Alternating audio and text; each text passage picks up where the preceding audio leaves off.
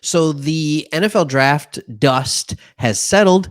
We are starting to just calm down and we're starting to get a clearer picture of exactly what each team did, how it fits, and so on and so forth. We're through that initial just judgmental stage. I don't know how else to say it other than we're through that initial judgmental stage where everybody has immediate knee jerk reactions. And now we are kind of at the point where, quite frankly, we have a better, honest view of it. And we're never going to know, and we know this, how good a draft was until we start playing, even 2 years down the line. But we can still talk about it. And the things keep coming in. And now there are new rumors that are saying several NFL executives, other GMs, people in high up positions, talent evaluators, loved the Detroit Lions draft. And there's an article. It was Jeremy Fowler reported this.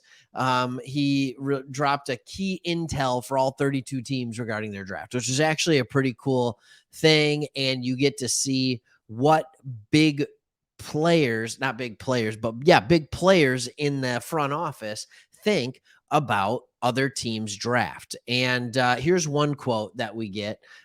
They said, who cares about positional value? They just took good football players. That guy, Jahmyr Gibbs, is a player. When they tee it up on Sunday, I don't think anyone will care where he was taken. And those players very much fit Dan Campbell's approach. This is kind of cool. Here's another thing. This might be even more. On this, it talked about this. Choice, who coached both Robinson and Gibbs, says he knows of 6 NFL running back coaches who were angry that the Lions took Gibbs at 12 because they thought their teams had a chance to land him later in round 1. Okay. Tashard Choice was Gibbs' positional coach at Georgia Tech. He has coached both Gibbs and Robinson. So people would be reaching out to him. These are the way these things go. And I love this because teams will reach out. They're not going to call Brad Holmes and be like, oh man, you took him at 12. I was going to take him at 14. But running backs coaches can send a text saying something like, hey, congrats your player getting drafted. I wish I could have gotten him at this point, or I think we would have drafted him if he was still available. I thought that was kind of cool. Yeah, so that was kind of one of those things. And here's the other thing. It might not come as a complete surprise. Many didn't expect Laporta to go before other tight ends. Darnell Washington, maybe Michael Mayer. But here's how one scout defended it. He said he can play multiple spots. He's smart and he's faster than Michael Mayer. It's really that simple. Overall, it kind of looked like, honestly, a lot of execs just thought this was a throwback draft, like a 2001 throwback. And that's what we were saying when we were viewing it. We were like, man, this is a throwback draft. And that's not always a bad thing. The NFL is cyclical. And I hope you're still watching this video now, 3.5 minutes in, because this is where it's going to start getting maybe good.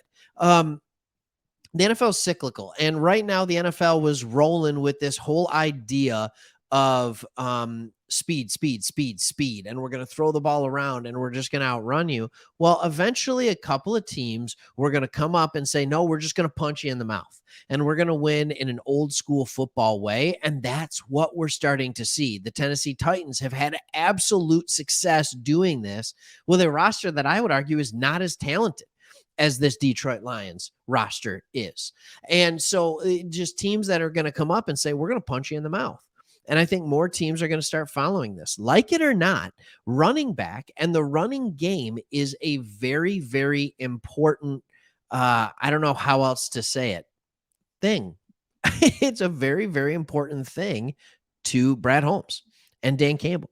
This is how they run their offense. You've had Campbell with Alvin Kamara and all these things, but it doesn't mean the NFL is going to sit here. But here's what I love even more. Teams are talking about speed, space. How are we going to open it up? How are we going to have dual threat quarterbacks? How are we going to do all this? Here's the cool thing about the Lions. We have the ability to line up and punch you in the mouth. We do. There's also a lot of speed. on the outside. There's weapons. Laporta at tight end is a very much plus athlete from the tight end position.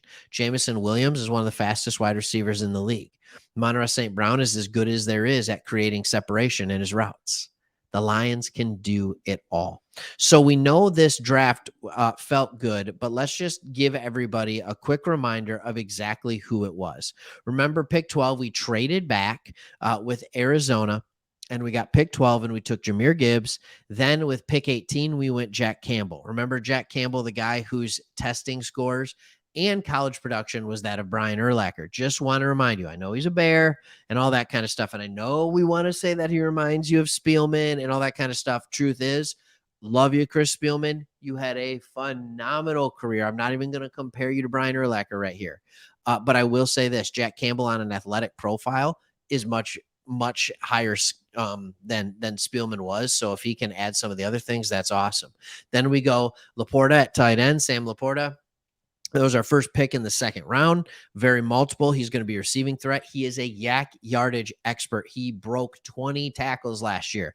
That is massive, especially at the tight end position. And then you go Brian Branch with pick 45. And I think a lot of people would have said, I'm fine with Brian Branch at 18, and I'm fine with Jack Campbell at 45. And so you can flip those if you want. If it makes you feel better, that's fine.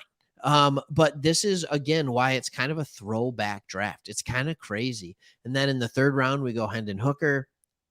Everybody has their own opinion on that. We got a big nose, almost like a nose tackle, Broderick Martin.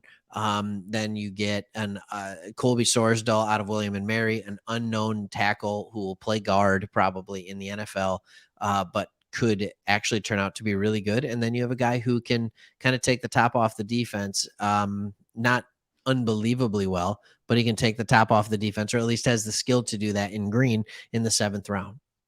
So when we look back at this draft, let's just take it easy and realize, okay, maybe it's a little better. Maybe it's a little bit better than we thought it was.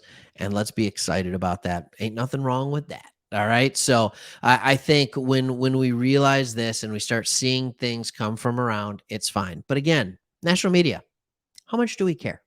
Like, at what point do we realize like every article that has the term biting kneecaps is completely null and void because you clearly haven't listened to or watched almost any Lions football since Dan Campbell was hired? I just think there's certain things we know what we have going on here, like it or not, positional value. How about this? Maybe tight end, maybe linebacker, maybe running back. You don't feel like they have the same positional value you want to, but our team is loaded in other areas. So it was time to go and win now. All right. Hope you liked the video. Hit that subscribe button if you did, even a little bit. And we'll see you on the next one. Make sure you comment below. See ya.